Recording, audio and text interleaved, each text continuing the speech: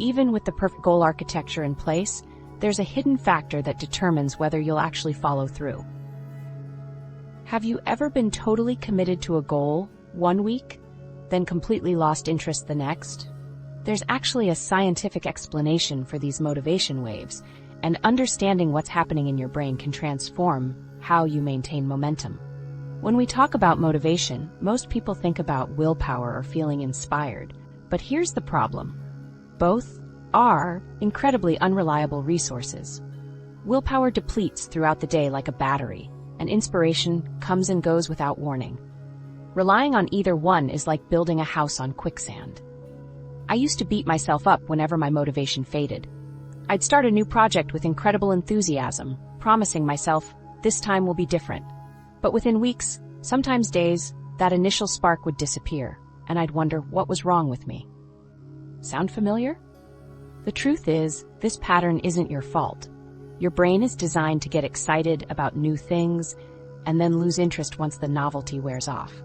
The key is working with your brain's natural tendencies, not against them. This is where the flow state becomes powerful. Psychologists describe flow as that magical state where you're so absorbed in an activity that time seems to disappear.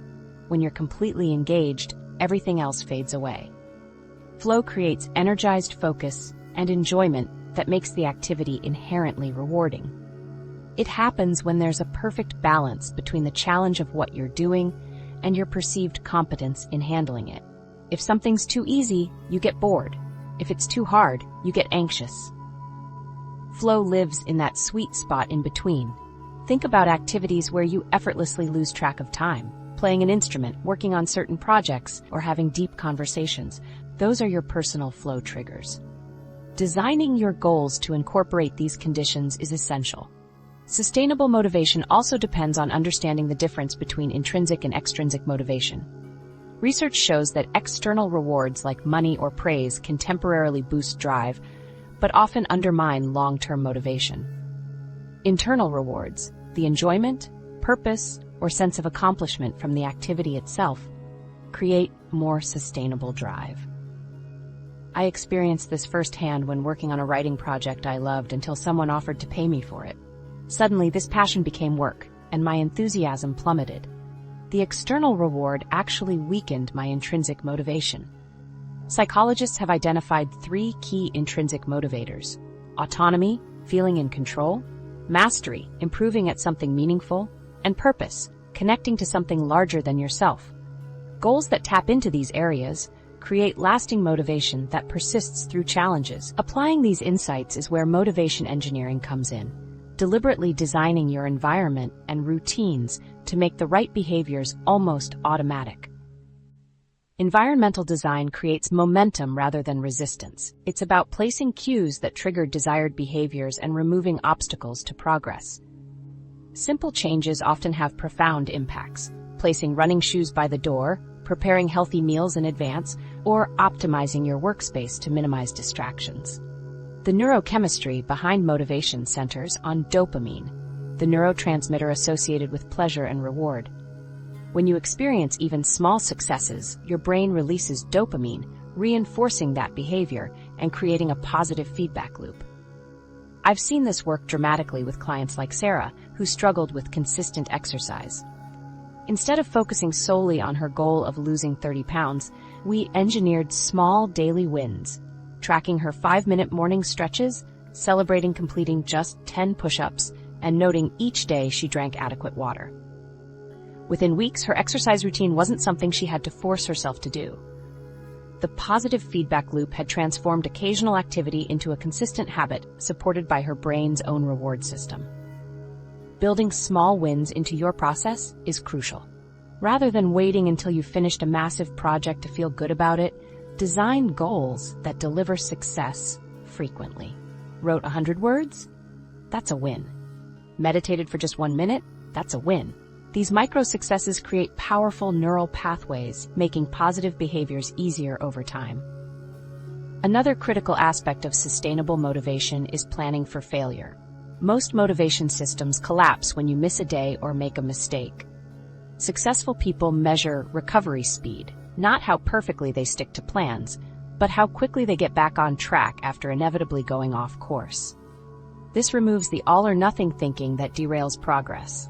When you combine these elements, flow state, intrinsic motivation, environmental design, dopamine-driven feedback loops, and planning for failure, you create a motivation system that doesn't depend on willpower or inspiration.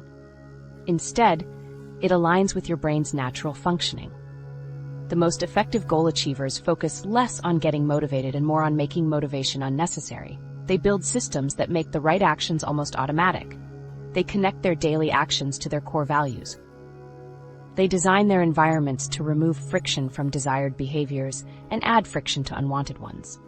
This approach represents a fundamental shift from traditional motivation strategies. Instead of trying to pump yourself up with inspirational quotes or forcing yourself to power through, you're creating conditions where motivation naturally emerges from the activities themselves. The microsteps revolution. You know what's crazy about achieving your biggest goals? Sometimes thinking smaller is actually the secret. I've found that when people struggle with their goals, it's often not because they're not ambitious enough. It's actually the opposite. They're trying to take on way too much at once. What if I told you that making your goals ridiculously smaller could actually be the key to achieving those massive changes you're after? It sounds backwards, but there's fascinating science behind why microsteps lead to bigger results than trying to make huge leaps. Think about what happens when you set a massive goal. Your brain immediately starts cataloging all the work involved, the potential obstacles, and the million ways you might fail. That's why so many of us freeze up and never even start. Our brains literally get overwhelmed before we take the first step. This is where microsteps completely change the game.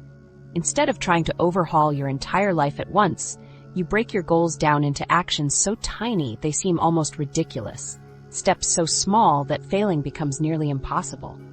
For example, instead of committing to an hour-long workout every day, which your brain will resist like crazy, you might start with just putting on your workout clothes, or doing a single push-up, or walking for just 1 minute. It sounds almost silly, right? But that's exactly the point.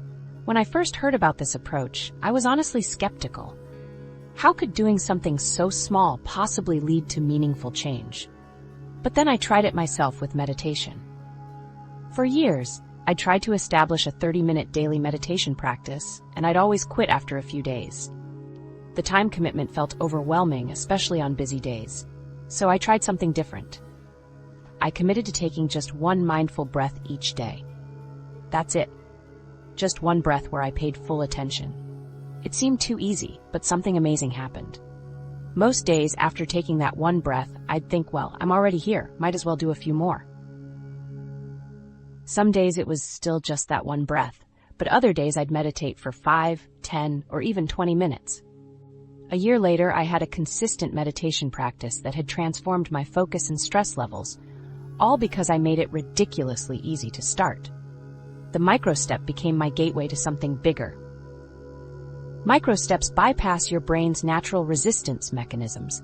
When you set a goal that feels too big, your brain's fear response kicks in. But a microstep is so small that it flies completely under your brain's threat radar. There's no reason to resist when the action required is so minimal. This approach creates psychological momentum through what psychologists call small wins. Each tiny success triggers a release of dopamine, that feel-good neurotransmitter, which reinforces the behavior and makes you want to continue. As these small wins accumulate, they build confidence and motivation in a sustainable way. The beauty of microsteps is that they directly address the reason most ambitious goals fail. It's not usually lack of desire or even discipline. It's that we've been taught to think big when we really need to think small. Traditional goal-setting approaches often emphasize massive action, which sounds motivating, but actually sets most people up for failure. Let me share another example. My friend James wanted to write a novel, but kept getting overwhelmed by the enormity of the project. Every time he sat down to write, he'd think about the 80,000 words ahead of him and freeze up. So I suggested he commit to writing just 50 words a day, about 3 sentences. It was so small that there was no way his brain could come up with a reasonable excuse not to do it. Within 2 months, he had written over 15,000 words. Some days he'd write exactly 50 words and stop. But more often, once he got started, he'd find himself in that flow state we talked about earlier and write 500 or 1,000 words. The microstep was just his way in, a door that was so easy to open that his brain couldn't justify keeping it closed. This approach dovetails with our understanding of the flow state.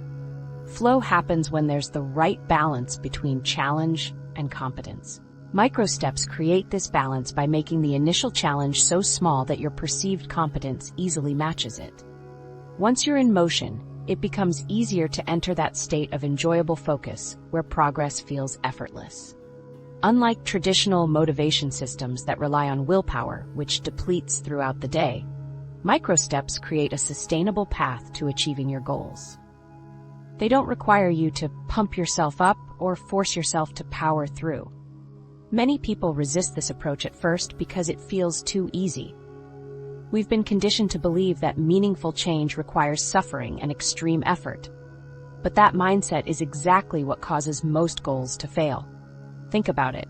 Would you rather do something extremely ambitious for 3 days and then quit, or do something ridiculously easy every day for a year?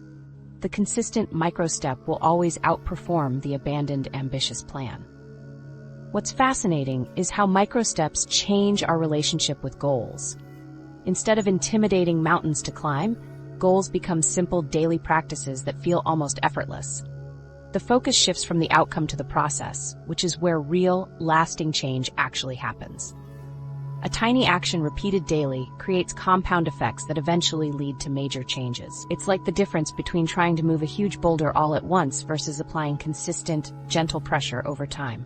Plus, microsteps naturally evolve as you build momentum. What starts as a single push-up often grows into a full workout routine as your confidence increases.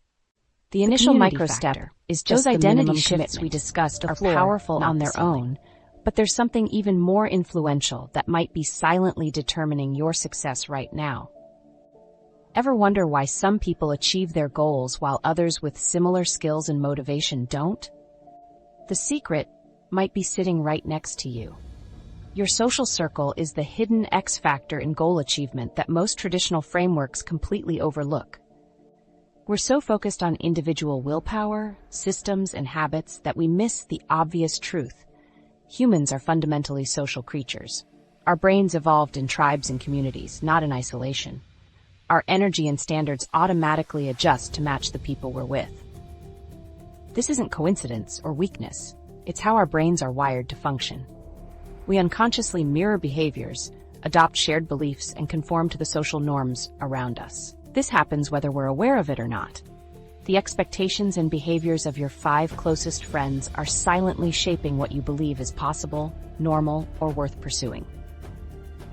If your social circle treats goal abandonment as inevitable, your brain starts to see this as the natural outcome of any goal you set.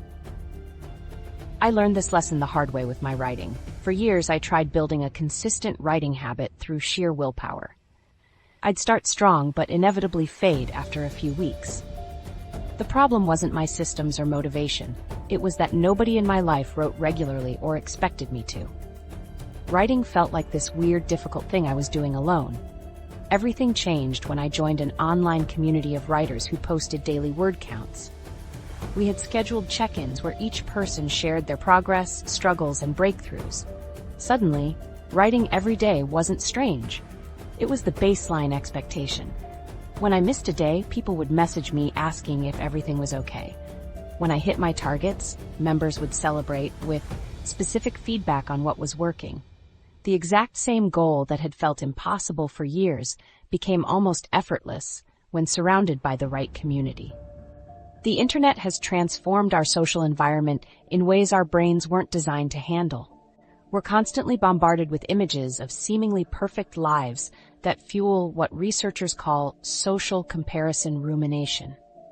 This constant comparing drains mental energy away from our actual goals, but you can intentionally design your social environment to support your goals rather than undermine them.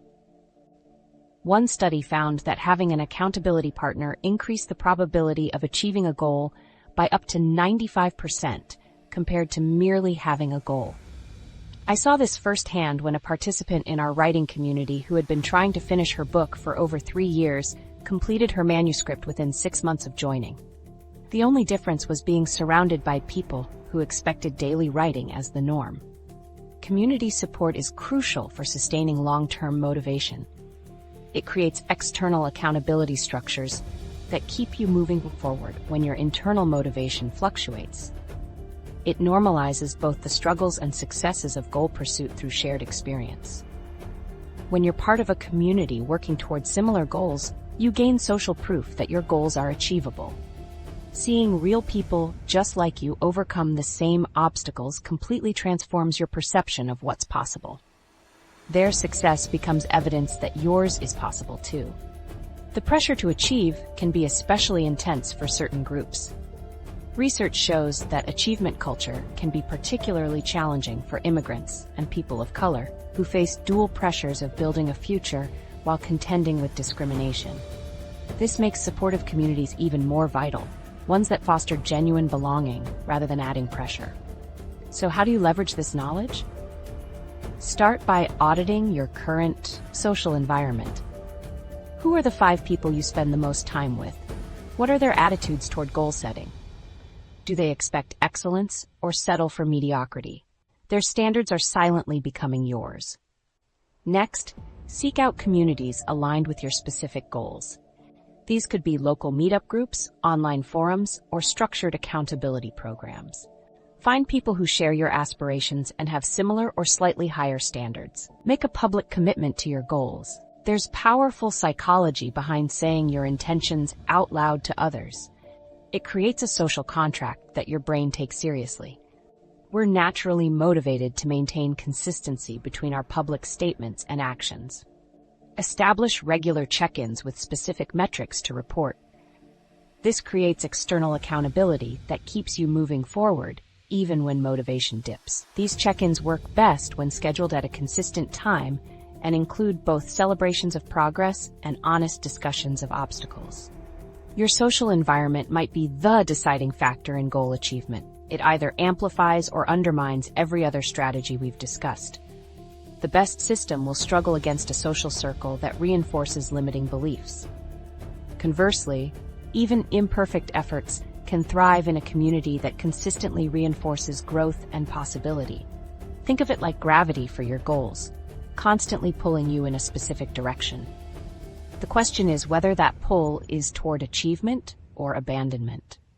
Most people leave this force to chance, surrounding themselves with whoever happens to be convenient, rather than intentionally creating a social environment aligned with their aspirations.